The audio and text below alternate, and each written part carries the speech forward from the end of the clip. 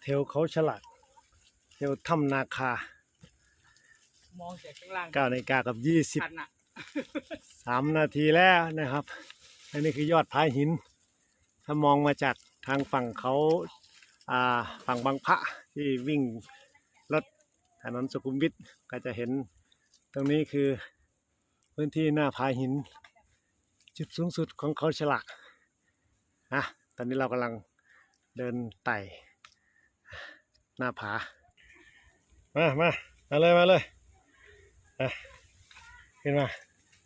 นี่หน้าผาหินเขาฉลากนู่นคือทะเลตัวเมืองบางพระศรีราชาลัดเลาะไปเรื่อยเป้าหมายคือยอดเขาฉลากจุดชมวิวสุดเลย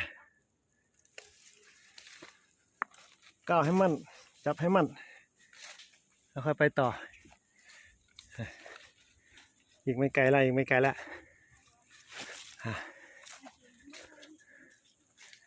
เล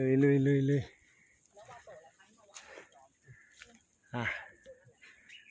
สุด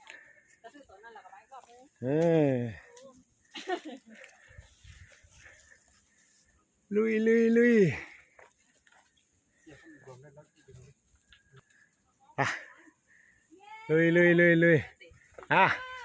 ถ่ายคลิปเลยตอนมูเพื่อกกำลังปีน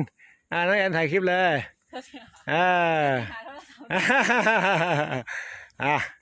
โอเคไป